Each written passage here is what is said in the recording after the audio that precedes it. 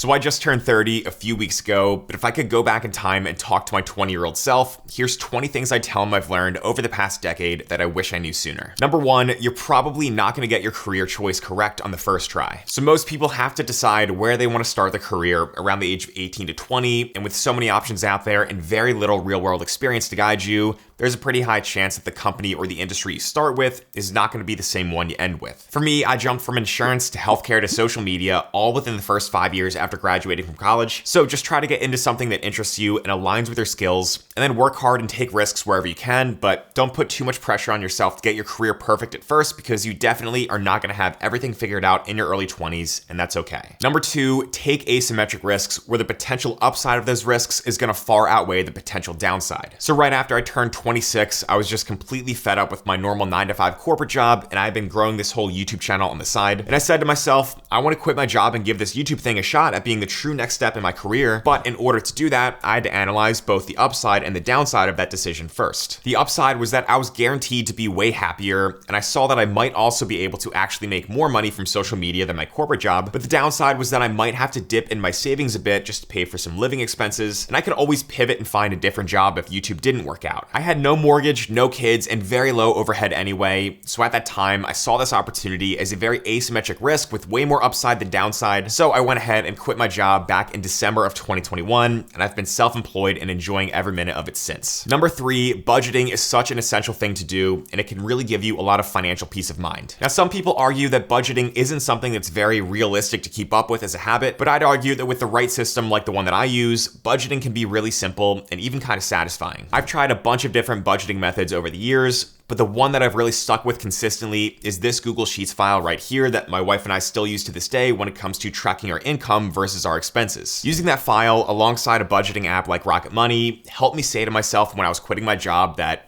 okay, based on my cost of living, my burn rate basically allows me to survive for the next 9 to 12 months if I make absolutely $0 at all from my YouTube business. Understanding that worst case scenario was weirdly sort of comforting to me because I knew my real burn rate was actually going to be much lower since I was earning some money from YouTube when I went full time. So they say that knowledge is power, and budgeting really is just going to give you so much more knowledge about your own financial situation that I think too many people unfortunately miss out on. I'll leave a link to that free budgeting template down below underneath the subscribe button if you want to go ahead and check that out as well. Plus, there's going to be a video down there explaining exactly how I budget with that template. Number four, travel as much as you can while you're young and have no regrets about it. So travel is something that I never really did that much of growing up because my family would always just do the typical Philly area thing by going down to the Jersey Shore every summer. But right after I graduated from college, my family and I went on a 2-week trip outside of the US for the first time to Ireland, which was amazing. So that really got me hooked on travel, and I knew that I had to do more of it because I thought it was so cool seeing all these new places, meeting new people, and just seeing a different way of living. That trip was basically what got me into credit cards and points because I knew that I could then leverage the power of those points to save money on doing more travel in my 20s to help it better fit into my budget. And what I think is so cool about all the travel that I got to do over the past decade is that now I have what I call these memory dividends that are going to keep paying me as I look back on those trips for many years to come. So be responsible with traveling in your 20s and definitely do not go into debt to finance that. But also don't wait until you're 65 and retired to travel either, because then you're going to miss out on creating and reliving all those memories when you were young and healthy enough to actually enjoy those trips the most. Number five, don't let fear control the way you think about credit cards. So like I said, I eventually stumbled into the world of credit cards and points in my early 20s as a way to save money on travel. And the only reason I was not using credit cards sooner is because I grew up just hearing all these negative stories about credit card debt, high interest rates, and all the bad stuff that really gets the most clicks in the news. My parents also pretty much always used cash and debit cards when I was a kid, but I remember at my first job after college, some people were saying, oh yeah, make sure that you sign up for some credit cards and loyalty programs when you're out traveling for this job. So I did my research and I quickly learned about all that I was missing out on. After that, I started working credit cards into my whole budgeting system. I took advantage of sign-up bonuses, spending multipliers, and other benefits. And before I knew it, I was getting free or at least heavily discounted travel. Plus my credit score was increasing as well, which really ended up being helpful recently when I was buying a house at age 29. Just don't forget the golden rule when it comes to credit cards, that you need to be paying off your statement balance on time and in full by the payment due date every single month in order to avoid paying interest. So if you can manage to do that, then you should be good to go. Number six, buy every single book you get recommended. The cost of a book is normally only like 10 or 20 bucks, which really isn't that much, but the value that you might be able to get from that book in the form of an idea or a mindset shift could be worth tens of thousands of dollars or more for you over the course of your 20s, 30s, 40s, and beyond. By reading books or even just listening to audiobooks about things like personal finance, self-development, business, or really anything educational, what you're going to be doing is increasing your human capital by consuming what's essentially the condensed version of decades of experience that all these authors have in their respective fields. Number 7, invest as heavily as you can into your health and fitness. So I really got into going to the gym and lifting when I was in college, and I've tried to continue that habit of working out pretty consistently throughout my 20s. And as I started to make some more money, I made sure that I was investing as much as I could back into things like gym memberships to good places, and recently actually building out my own home gym. My wife and I joined gyms like Lifetime, where they have the nicest facilities and the nicest equipment in my area, even though it can cost around $150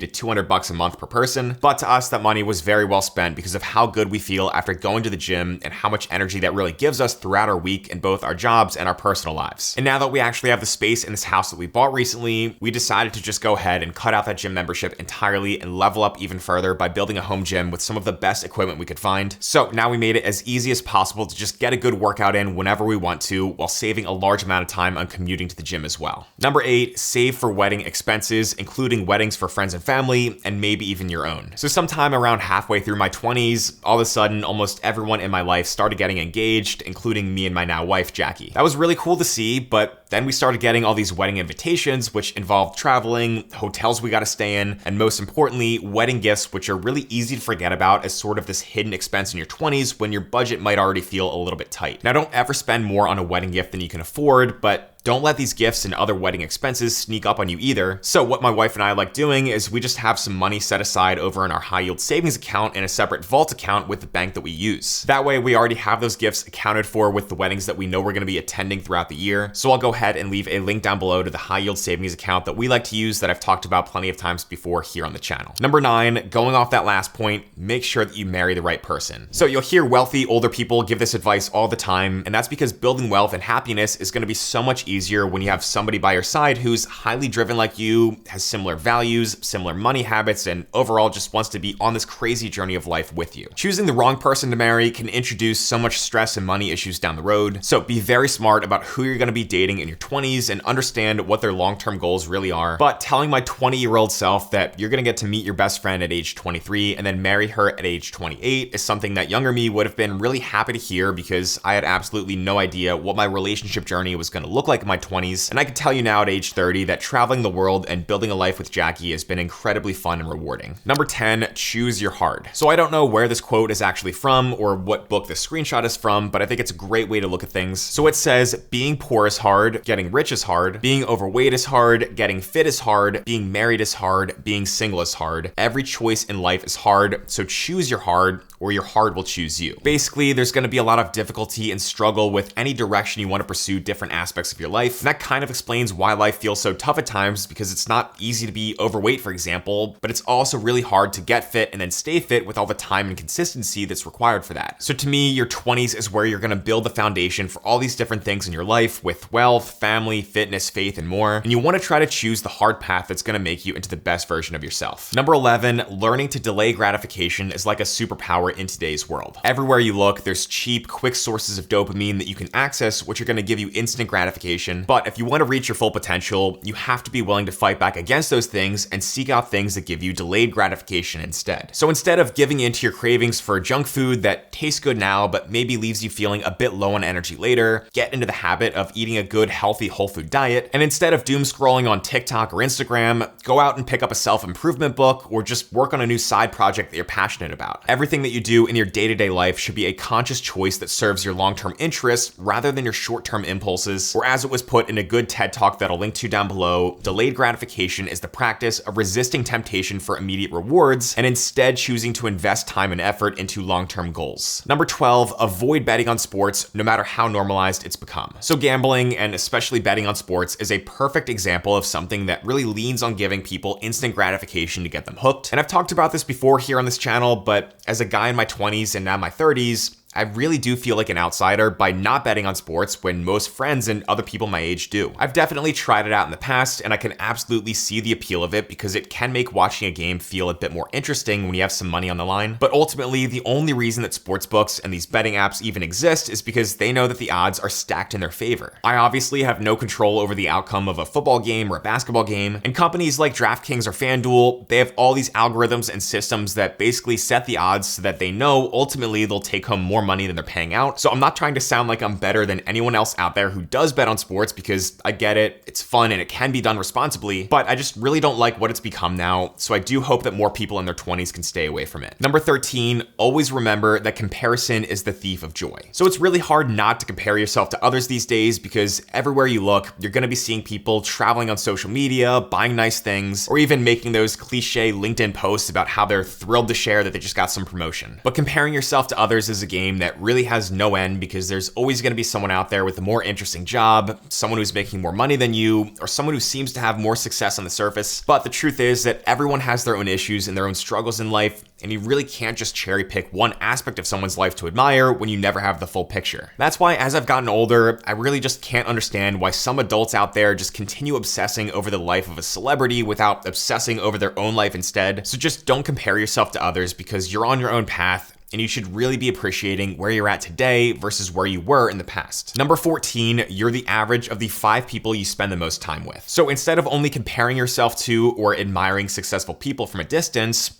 try to network with those people instead. Even if you just kind of audit who you've been spending the most time with lately and who you're communicating with the most, try to take a step back and then ask yourself, is this someone who has certain values or standards that I want to have myself? I think one of the main reasons why people like moving to high energy places like New York City or San Francisco is not just because of what's in those cities, but it's mostly because of the types of people who live there as well. Those places are filled with really ambitious, hardworking people, and so when you're surrounded by that, it's almost hard not to build a really solid network of friends and other coworkers who are going to help to propel you forward both in your career and in life. But even if you're not in a major city like me, you could still meet so many cool people and improve your network just by putting yourself out there, sending DMs, creating content, and going to conferences and other events as well. Number 15, there's no perfect time for anything in life. So I think too many people get caught up in trying to find the perfect time to do different things, the perfect time to start a business, or the perfect time to quit your job or buy a house or start a family. But in reality, waiting for that perfect time tends to lead to procrastination and a real cost for missed opportunities. So sometimes you just have to be okay with imperfect timing and take action today, or start building momentum to make a really big decision in the near future. As someone who quit my stable job, proposed to my girlfriend, hired people for my business, bought a house, and did a bunch of other stuff in my 20s that maybe seemed a bit scary at the time, looking back now, none of those things were as bad as they seemed at first.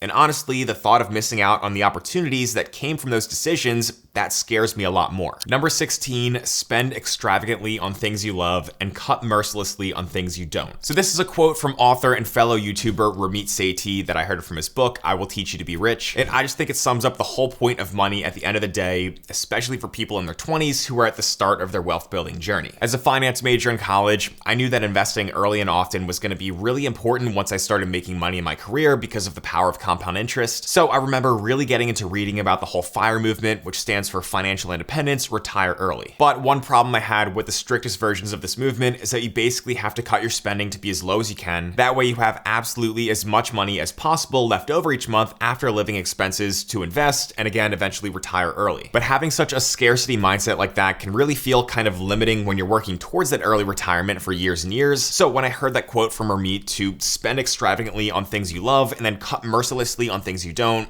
it just really resonated with me, and it's been a core piece of my own personal finance journey ever since. So I drive a boring, paid-off, average-looking used car because I don't care that much about cars and I really don't drive that much anyway. But I have zero regrets about spending a few $1,000s on a home gym setup that I use every day and works better than most commercial gym equipment. So spend money on stuff that you love, but don't be pressured to buy things you don't care about. Number 17, create more friction in your life to save money and increase productivity. So companies these days have become so good at getting people to spend both both their time and their attention on whatever they're selling you or whatever content they want you to consume. For example, you can literally tap a button on your phone to buy something from Amazon and it's gonna show up on your doorstep within a few hours. Or you might open up a social media app instinctively when you're bored during the day, and then all of a sudden you just get pulled into watching one piece of content after another when you really have a lot of stuff to get done. Because of this, what I've been doing lately is I've added more friction into my life to help prevent myself from spending my money and my attention so easily. So for example, I deleted the Amazon app off my phone and I just removed credit cards from my Apple Wallet as well. So now I have to actually swipe my physical credit card or enter in the numbers of that card at checkout from my laptop whenever I want to buy something. I've also purchased this cool device here called the Brick, which is this little magnet that I keep on my fridge. And if I tap my phone to the Brick, it'll automatically block any apps that I've designated as potential time wasters. That way, when I go to my home office to actually do work, if my mind goes on autopilot when I'm bored and I go to reach for a time-wasting app, I'd have to actually get up, go back to the kitchen, and then tap my phone again to the fridge to use that app. Just those little bits of friction can go a long way, and I'll go ahead and leave a link to that Brick device down below in the description as well if you want to check it out because it's super cheap and it's kind of cool. Number 18, have the mindset to be more of a producer and less of a consumer. Now, being a producer can obviously mean producing content like I do, which is ultimately how my media business generates revenue from advertisers, but producing is really a broad term that's more about finding ways to actively create more value in the world for other people. Creating value for others is how you're able to make money, whether you have your own business as well, or if you're just selling your value creation services to a third-party business who employs you for that. So out of the 24 hours each day, try to allocate as many of those hours as possible towards producing value or improving your skills at producing value, and try to decrease the number of hours that you're consuming what others have created. Number 19, get comfortable being uncomfortable. So this was a quote that I wrote down on my old whiteboard at the very beginning of 2020 when I was really trying to put myself out there more that year. But then just a few weeks later, obviously the whole world shut down for pretty much the rest of 2020. So now I just kind of keep that quote written down on my old whiteboard as something funny to look back on. But that quote was something I kept coming back to whenever I wanted to push myself outside of my own comfort zone, especially as someone who's naturally more of an introvert. So starting a YouTube channel and putting my face and my voice out there on the internet was never something I saw myself doing back then. But ultimately, discomfort and doing challenging things is what drives growth. So getting comfortable being uncomfortable is one of the best pieces of advice I've followed for where I am today. Number 20, it's okay to rent instead of owning where you live. So growing up in the US, you probably always hear about the American dream and how homeownership is a part of that dream. But honestly, after renting from age 23 until I finally just bought my first house at age 29 a few months ago, I can confidently say I have no regrets whatsoever about renting. The fact is that renting just makes a lot more sense in most markets at the moment because of where interest rates and home prices are at. Plus, renting just offers so much more flexibility if you want to move to a new city or a new town to see if it's a good fit to eventually make that your new home. In the short term, right now, renting can also potentially leave you with a lot more cash flow to save and invest each month. And it's really not until you get to owning a house for 10 plus years where buying that house could make sense more over the long term. Now, again, if you want to check out that free budgeting template that my wife and I have used to help us save money and eventually reach our goal of buying a house in our 20s, then make sure to go ahead and check out this video over here on the screen next, which is going to be a full tutorial on how you can download and use that template for yourself. But as always, thanks so much for watching.